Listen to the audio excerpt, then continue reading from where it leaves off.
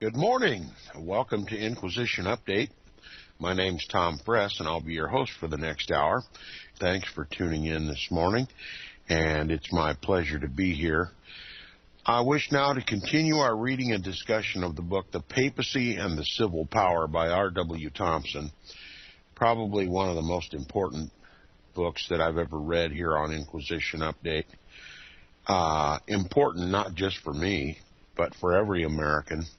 This book should be read by every American. It should be distributed and talked about, because the very subjects that R.W. Thompson is addressing in these books are now of prime concern to every American. Now, this will become readily apparent as we continue our reading and discussion of this book. Last time we ended on page 461, the last full paragraph, but to recap just a little bit, we're talking about the period of the reign of King John in England and how the papacy literally reduced King John to and, matter of fact, England, not just King John, but the entire English domain as a fiefdom of the Pope. Completely humiliated King John and proclaimed itself, the papacy, Pope Innocent III, claimed himself to be the King of England. And through an extortion, the Pope gained King John's perfect allegiance.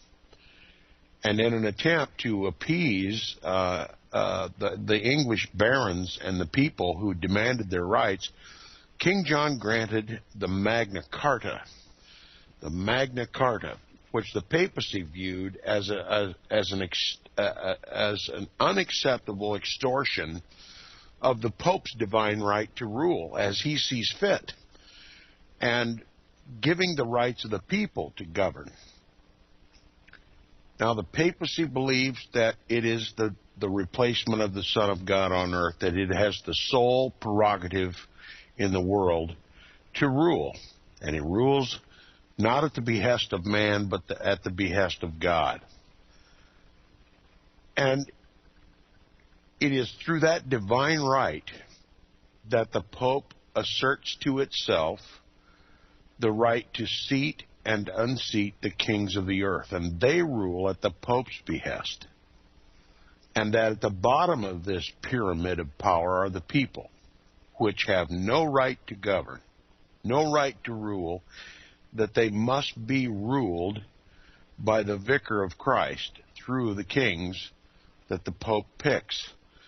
Now, this puts the king in a precarious position between God on earth, the Pope, and the people.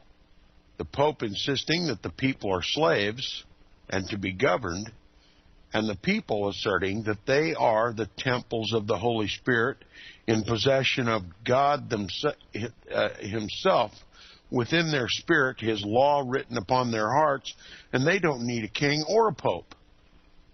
Okay, this is popular liberty as we understand it to mean. And so the war continued between the people and the popes of Rome, with King John reduced to vassalage in the middle. And at one point, King John granted to the people a charter called the Magna Carta, a charter of liberties. And that incensed the Pope and put both the people and particularly the barons who insisted on adopting this Magna Carta, reestablishing the rights of the people. The Pope saw that as a threat to his divine right to rule. And so the struggle continues. And we ended last time with a quote. It says, "Lastly, England was become the fief of the Holy See, and they, that is the barons, could not be ignorant that if the king had the will, he had not at least the power to give away the rights of the crown without the consent of his feudal superior, the Pope." In other words, the barons were asserting that if the that if the King of England, the lawful King of England, decided that he would give liberties and certain rights to the people, it was not within the power of the Pope to limit that gift or to take it away. And that's what King John tried to do in granting them liberties under the Magna Carta by adopting that Charter of Liberties. Now it says, he, the Pope, was therefore bound to annul the concessions which had been extorted from John, they say, as having been obtained in contempt of the Holy See. You see, giving liberty to the people is viewed by the papacy as demonstrating contempt for the Holy See. That is the papacy, which demands the right to, without restriction, govern the people as he sees fit, to enslave them. John was attempting to give them liberty under the Magna Carta, the Charter of Liberties, and this was an assault, as viewed by the papacy, this was an assault upon the papal throne. Okay? It says, he, the Pope, was therefore bound to annul the concessions which had been extorted from John, as having been obtained in contempt of the Holy See, to the degradation of royalty, to the disgrace of the nation, and to the impediment of the crusade, unquote. Now, R.W. Thompson concludes that quote with some comments. They're very important. Listen to what he says. He said, could anything show more satisfactorily the nature of divine power over the temporal affairs of nations exercised by Pope Innocent III and now reasserted by Pope Pius IX? In this particular case, it went to the extent of claiming plenary jurisdiction over the entire domestic policy of the kingdom by denying to the king any power to grant additional liberties to the English people without the consent of the Pope. So here you can see how thoroughly the Pope ruled England. King John wished to give liberties to his people, and he consented to the adoption, the signing of the Charter of Liberties, the Magna Carta. And the papacy was furious that his act degraded the kingship, the royalty, and was a virtual attack upon the papal throne in granting the people liberty. Now, he continues, he said, it assumed that King John, without the consent of the nation, could make England a fief to the Pope and to lay its crown at his feet, but could do no act tending to give the people the right to be consulted about the laws by which they were to be governed. It attempted to legitimate the highest crime which a king can commit, the treacherous surrender of his crown, by covering it up with the divine sanctions, as if God had designed that the papacy should be built up by the sacrifice of all truth, justice, and honor. It was such an act of deep, indelible infamy as time cannot wipe out. And why are we, in this age, justified in so considering it? Not merely because the precedent thus established has furnished a rule of action for other popes in their attempts to subordinate all nations and peoples to themselves, but for other reasons which will readily occur to a thoughtful mind. Magna Carta shines as a bright light in history. It was the beginning of that great uprising of the English people which enabled them to take the lead among the advancing nations. It is the cornerstone of all popular government as it now exists. But for it, kingly and papal absolutism might today be holding its universal carnival.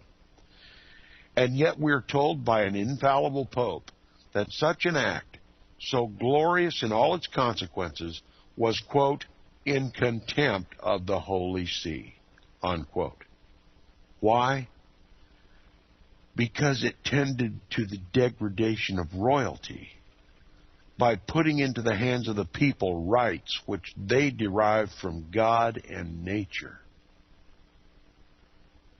John, thus released from the obligation of his oath by the dispensing power of the Pope, set on foot an army of foreigners to punish the barons and ravage the country. The barons defied the thunders of the Pope and the armies of the king. The latter had no higher object than plunder. That's right, these foreign mercenaries had no higher object or motivation than to simply plunder the country. And that's how the Pope reacted when the people got their rights through the Magna Carta. Just destroy the country with foreigners that have no allegiance whatsoever to England or the people and are only there to get their booty and reward. Using a foreign army of mercenaries to destroy England. See, when the Pope doesn't get his way, he just throws a fit. And that's what this is. It says the latter had no higher object than plunder, and the effect was that the country was reduced to a most deplorable condition, the private property of the barons being seized and appropriated by foreign mercenaries. They just pillaged the country. And it says the Pope excommunicated the barons merely because they were unwilling to be made slaves, and not for any violation of their religious faith. He ordered Langton, his legate, to publish the bull of excommunication in England to intimidate the barons. But Langton, though faithful to his religion, remember he was Catholic, he was a papal legate, had not forgotten that he was an Englishman, and he refused to perform the degrading and disgraceful act. And for this act of devotion to his native country, he was suspended by the Pope from the Archbishopric of Canterbury, which was designed to stamp him with the indelible mark of disgrace. The bull, however, was published, but the barons again defied it, because they were not particularly named in it. The Pope, to remove this objection, issued another, excommunicating them by name, and putting their lands, as well as the city of London, which took the side of the barons, under interdict. Again, they refused obedience, declaring in the spirit of true Englishmen that, quote, it was not the Pope's business to meddle in the temporal affairs, seeing that St. Peter had received from Christ none but spiritual power, for which reason it was neither just nor right that Christians should suffer themselves to be swayed by the ambition and avarice of popes, unquote.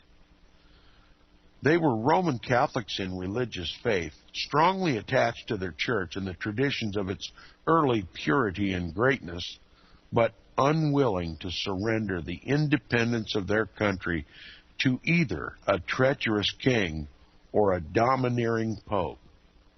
They were resolved that they would not become the mere slaves to the temporal power of Pope Innocent III, which Pope Innocent III claimed the divine right to exercise over them. And they determined to stand by and to restore the liberties which they considered the birthright of the English people.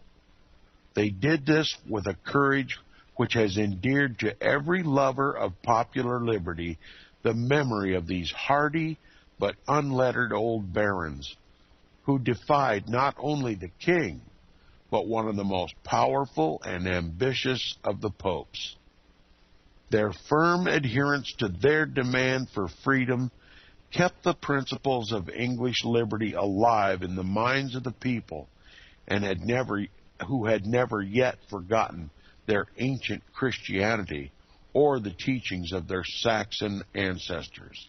And by way of review, he has just now categorized the British people into two groups, and he's referring to the ancient Britons as we talked about early on in English history, the ancient Britons who were evangelized by the Apostle Paul and his helpers. Remember, Paul's missions went to the extremities of the West. And though England is never specifically mentioned, we have to assume that Paul's ministry stretched as far as England. And these people received the gospel from Paul's hand. And they held to the liberties that the gospel of Jesus Christ imparted to them. All right? They became the possessors of truth. They became the vessels within which the Holy Spirit resided, and that God's law was written upon their heart. They had a law. They had a king. They had a Christ. And they were not easily governed by despots like popes. And also he's referring to the Saxons, those Teutonics, whose liberties were maintained as a matter of natural right. Having never been evangelized with the gospel, their ancient tradition was that they elected their own governments and then held their kings to account. And the kings rendered justice and protected the liberties of the people. And if not, the Saxon people overthrew them and put a king on the throne that would rule justly. These two people, the Britons and the Saxons, melded together. They intermarried and they became a people sharing the ancient belief that the people should govern and that the king should be responsive to the people and govern justly with the people's oversight. So this is what he's referring to when he says the ancient Christianity. He's speaking of the Britons and also the teachings of their Saxon ancestors. He's speaking now of the Teutons. Now, these principles survived every shock they received and enabled the people to bear themselves up under every load of oppression with which the kings and the popes endeavored to crush them. Pope Innocent III and King John have passed away. Of the former, that is, Pope Innocent III, it is related by a Roman Catholic pen that after death he was seen in a vision by St. Luthgard, a nun, to whom he said that, quote, he could not enter heaven until the day of judgment, and after having suffered tortures incomprehensible by the human mind, unquote, on account of the monstrous enormities of his crimes. The world's greatest bard, in almost the last words put into the mouth of the latter, makes him say, quote, within me is hell, and there the poison is a fiend, confined to tyrannize on unreprovable condemned blood, unquote. Yet the principles of Magna Carta have lived, grown, and expanded, and will continue to live, grow, and expand until the chains of absolutism shall have been broken, and there shall be no bands upon either the limbs or the minds of men. During the subsequent reign of King Henry III, one of the most disgraceful in English history, the liberties of the people were almost entirely destroyed. The popes, by the appointment of Italian ecclesiastics, had created in England an army of foreign priests who were exclusively devoted to Rome and who had no sympathies in common with the English people, and who, scattered all over the country, impoverished it by their enormous exactions of money.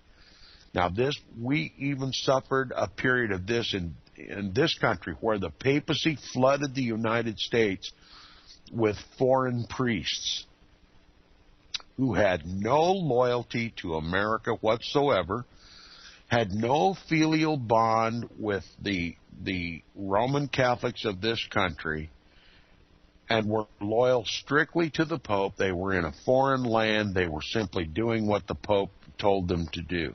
And it became a real concern in this country what purpose these foreign priests really were for the Pope. Could they be trusted in this land, having no ties to the country, having even no real ties with the people under their ministries, being from foreign countries, many of them Italian and Irish Roman Catholic priests? Yet the papacy sent them here to turn them against their native land. It was a real concern in this country, but Rome was expert at using foreign priests to infiltrate a country which they sought to control. And this is exactly what happened in England. Excuse me.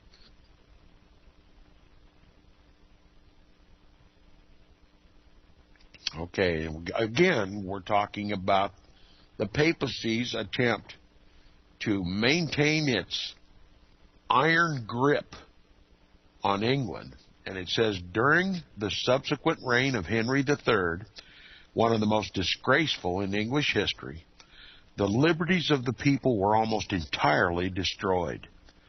The popes, by the appointment of Italian ecclesiastics, the popes appointed Italian priests and sent them to England as an army in support of the papacy.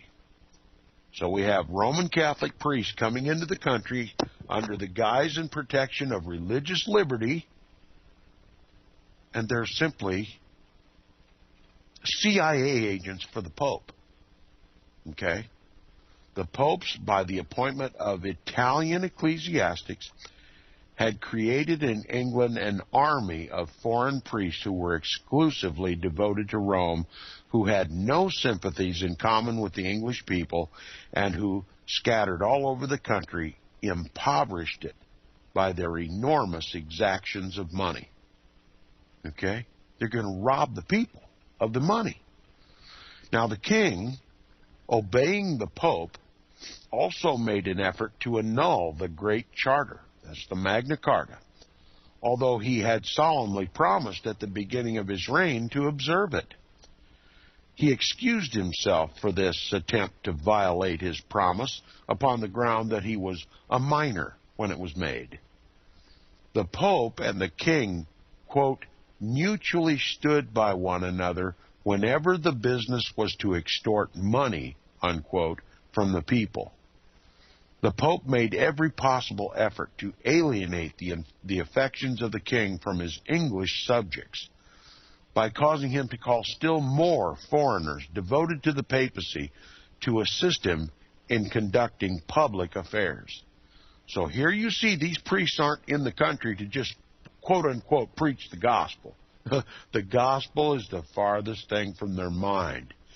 They are agents of the Pope sent to England to occupy the court of the king and to help him govern the nation as the Pope sees fit.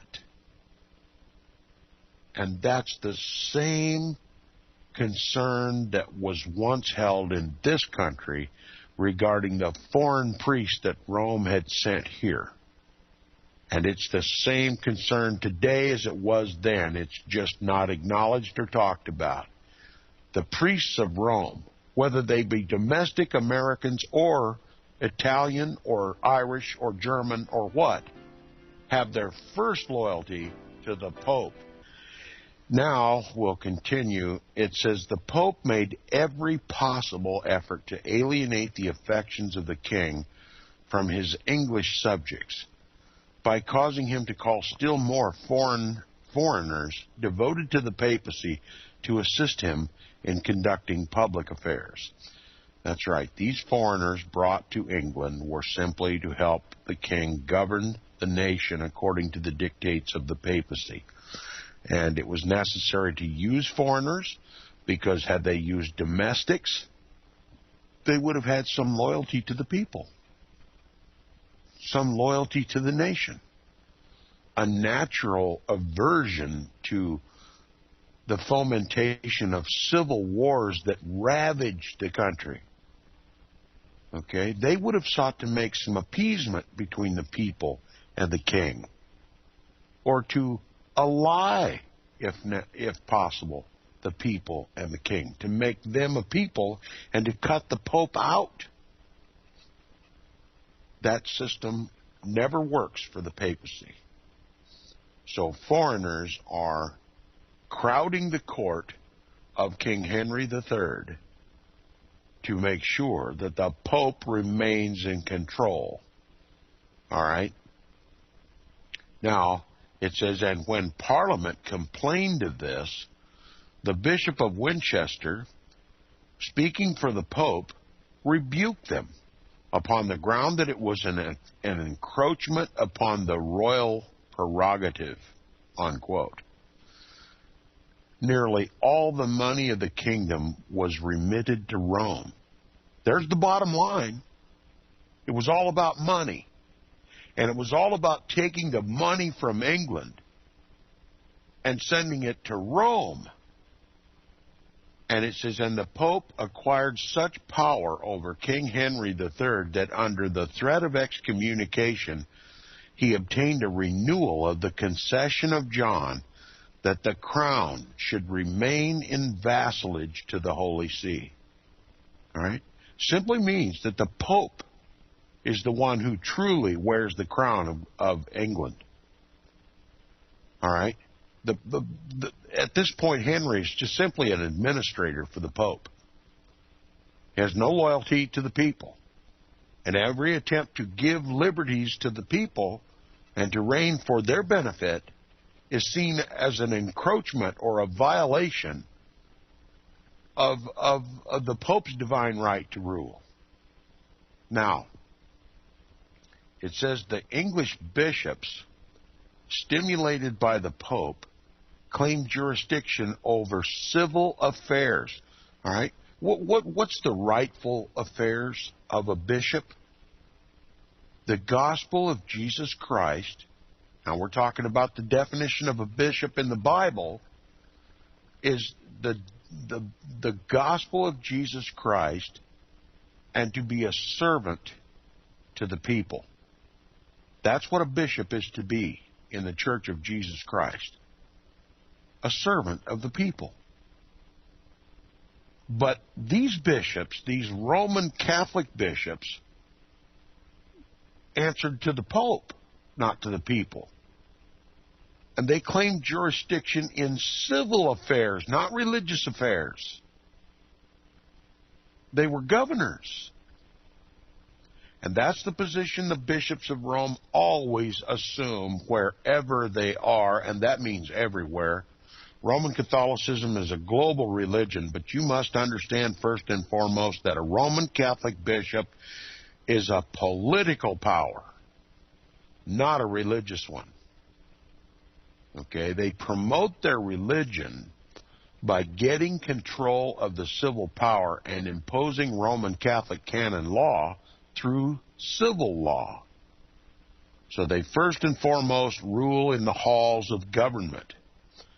It says the English bishops, stimulated by the Pope, claimed jurisdiction over civil affairs upon the pretense that there was hardly any case but that what religion was concerned with.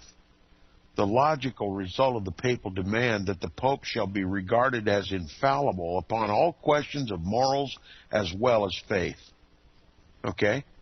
So they believe that the Pope is infallible and that he has a divine right, a divine sanction by God to rule over spiritual and temporal affairs. So a Roman Catholic bishop has more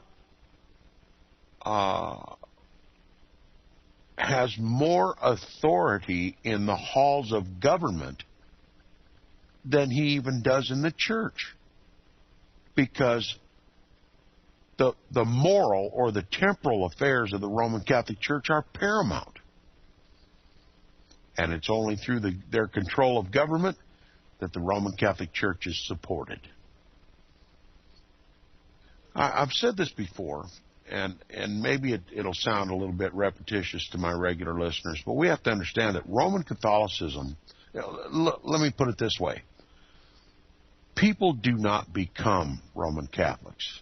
They're born Roman Catholics. And so to evangelize, the papacy is forced, or the papacy is motivated to get control of the people by force. And the only way to apply that force is through the civil power. And now you can understand more fully why politics is so important to the bishops of the Roman Catholic Church. And it says, the king obtained innumerable subsidies upon promises which he violated as soon as he received the money, and all of which his perfidious conduct was approved by the Pope, who was always ready to grant him a dispensation or a forgiveness of his sin of violating the most solemn engagements when their mutual interests were thereby advanced. Look, every time the Pope or every time the King of England made a concession to the people to get their support, as soon as the money started flowing in, the Pope granted him an indulgence or a dispensation to violate his commitment to the people. And he simply pocketed the money and shipped it to Rome. And how long did this happen in England before the people finally raised up and put a stop to this? It says the popes considered England as a conquered country, its kings their vassals, and its people as having no rights of any value whatsoever when they came in conflict with the demands of the papacy. This is what it's like to be under a papal theocracy. The people have no rights. The people have no rights. And it says they entertain appeals in almost every matter of controversy, and the people were compelled to spend immense sums of money in traveling to Rome to solicit their favor. They converted Peter pence into a tribute to the chair of Peter and practiced the most rigorous measures for its collection. Kind of sounds like the IRS, doesn't it? They organized a compact body of ecclesiastics trained to obedience and submission, who in regard to the laws of the kingdom took the side of the popes against the people, as if they were the absolute and only sovereigns of the country. These Roman Catholic priests, sent to England by the popes, these foreign priests, became absolutists. They ruled the country. They demanded that the civil courts should have no jurisdiction to try and condemn ecclesiastics, even for the most enormous crimes. Now here we're getting back to the reference of the pseudo-Isidorian decretals. Twofold purpose for the Roman Catholic canon law was to assert the divine right of the Pope over the kings and the peoples of the earth, and to grant immunity to the Pope and his priests. No one may hold them to account because they're divine. Okay? If power corrupts, absolute power corrupts absolutely. And this is the case in this one and every other case, that these priests, when asserting their divine right, when given their divine right, permitted by the people, they become tyrants, lawless, godless tyrants. And they simply claim immunity. You can't try me in a court of law because the civil courts are beneath the spiritual. I'm operating under the spiritual head in Rome, and your civil courts are a vassal of that spiritual head, and you have no jurisdiction over a Roman Catholic priest in the civil courts. He may commit whatever crime, and if it ever is adjudged, it can only be adjudged by the Pope. Okay? Conflict of interest is the name of the game in the Roman Catholic Church. The fox watching the hen house is the name of the game in Romanism. The priests are untouchable. And it says the process of excommunication, in addition to this plenary immunity from civil oversight, it says the process of excommunication was entirely perverted from its original meaning and made to serve the temporal uses of the Pope upon trivial, no less than upon grave occasions, being employed to punish trifling acts of disobedience, to raise money, and for almost every imaginable purpose but of the advancement of the gospel. Okay? So, if you don't obey your bishop, if you don't pay a certain amount of money to the church, the bishops would abuse their power and excommunicate you. And it bears repeating that excommunication to a Roman Catholic means eternal damnation. Because they're taught from cradle to grave that there's no salvation outside the Roman Catholic Church. And if you're excommunicated from the Roman Catholic Church, you're separated from heaven permanently. So this is extortion. Okay? By anybody's legal definition, this is spiritual and physical extortion.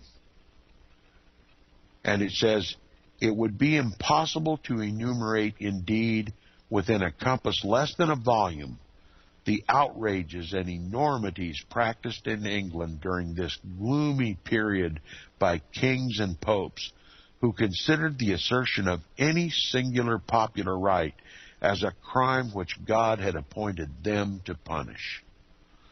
The power, oppressions, and vices of the papacy had nearly reached their culminating point, and the pure religion of Jesus Christ and his apostles, which was designed to purify and refine the heart and the soul of man, was entirely subordinated to temporal and selfish ends, and made to play the ignoble part of ministering to the world ambition of the popes and their prostituted armies of ecclesiastics.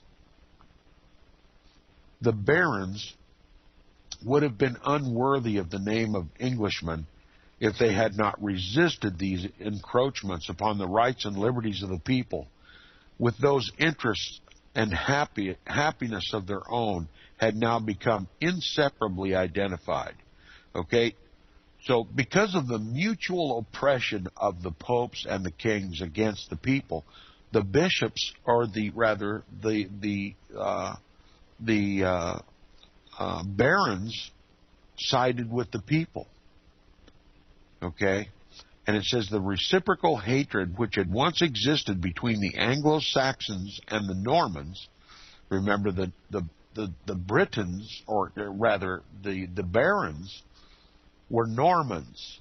They were, let's say, Frenchmen that were brought to England to serve in government, because the Pope thought that these Frenchmen would be far more loyal to the Pope than the Saxon kings who previously ruled over England. Excuse me. But the CIA calls this blowback, this type of thing. It's a plan of the Pope that backfired. These Norman bards, or these Norman barons, eventually found common ground with the Anglo-Saxons, or the Britons and the Saxons. And they joined with the people to throw off the tyranny of the papally controlled king. All right, so you have the barons and the people allied against the king and the pope. And it says, again, the reciprocal hatred which had once existed between the Anglo-Saxons and the Normans had, like that between the native Britons and the Saxons, given way before the sense of common injuries and the threatened loss of their common liberties. Okay, so the natural hatred that existed was simply erased, and these people became trusted friends because of the enormities and the injustices rendered by the popes and the kings.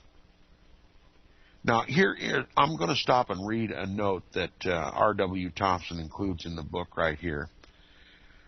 He says more than 100 murders were committed by ecclesiastics during the reign of Henry II, in which the parties were not even punished by degradation. In other words, they weren't even criticized. These ecclesiastics, these priests committing murders, you couldn't even criticize them. It says the clergy had absolute power over their own body, and no appeal was allowed from their decisions. A layman forfeited his life by the crime of murder, but an ecclesiastic went unpunished. In other words, a normal Englishman, if he committed murder, he answered by being killed himself. Justice, okay? But a priest of the Roman Catholic Church who committed murder was simply unpunished. And it says this was called one of the immunities of the clergy. This is reiterating what we learned before. The civil courts had no jurisdiction. And if the Pope saw nothing wrong in the priest committing a murder, which was generally the case, they went unpunished. And it says a clergyman committed a murder in 1163 and being tried by an ecclesiastical court was sentenced merely to lose his benefice and be confined to a monastery. So they simply put him on easy street, right? They took away his benefice or whatever benefit he was getting from the church, but then they put him up in a monastery, took care of him. And it says the king complained that he ought to have been tried as a layman in the civil courts, but the clergy objected. The king remained firm, and it was finally agreed, among other things, that this should hereafter be done. In other words, they should be tried in the civil courts. But when the Pope was informed of this, he refused his sanction and denounced it as, quote, prejudicial to the church and destructive of her privileges, unquote. In other words, the privileges of the Roman Catholic Church is to be a tyrant upon the earth.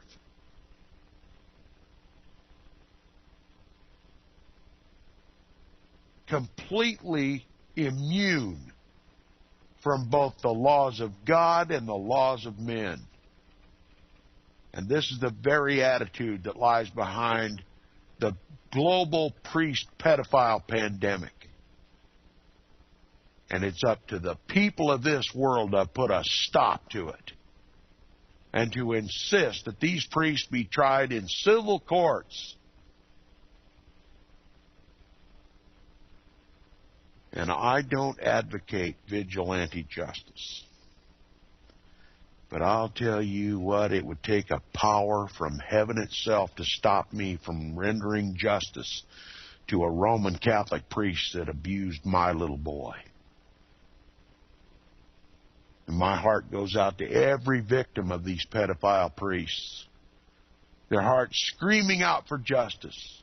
Many of them Roman Catholics devoted to their church, and they see the injustice of the Roman Catholic priesthood that skate when they commit the most horrendous crimes against their own children. They had gradually worn away the Norman prejudices and had retained their own language and enough of their ancient laws and customs to furnish an ultimate barrier against the encroachment of kings and popes, their common and implacable enemies. Still talking about the alliance that formed between the English barons and the Angles and the Saxons. And it says the barons, realizing this, firmly maintained their ground on the side of the people and resolved upon grappling royalty itself by the throat if its hold upon the country could not otherwise be broken. The struggle was one which called for an exhibition of the highest and noblest qualities of English character. The ancient liberties were to be snatched from the grasp of royal and papal imperialism and given back to the people from whom they had been wrenched by usurpation, to be sacredly preserved as belonging of right to every Englishman and as the foundation of the world's future progress. You see what's in the balance right here in this example in England? The future progress of the nations rested in England at this time. And it was these English barons, united with the people, that wrested from the Pope and his puppet king the rights of the people and gave it back to the people. And had it not been for them, there would have been no Magna Carta, and there would have been no democracy or no republic, constitutional republic of the United States of America that's based on the liberties won by these English barons. The Magna Carta. It was a charter with the people, giving them certain inalienable rights. It forms the basis of our Constitution and civil rights. Now it says the firmness and resolution of the barons constrained the king to grant important concessions.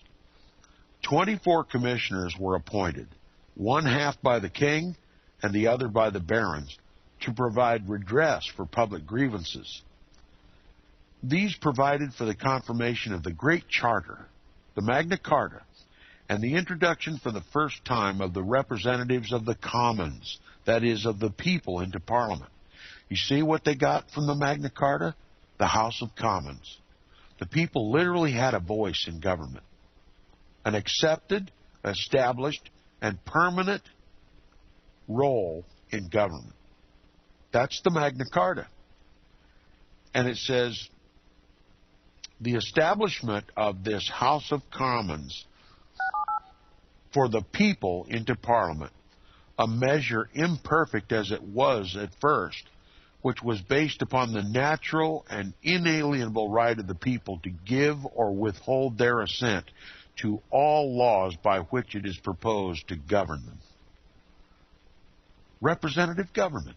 That's what we got out of the Magna Carta, and that's what we got from these Norman barons, these Roman Catholics, by the way, who held to Protestant beliefs, that the Pope nor the king had any power that could strip the people of their natural God-given rights.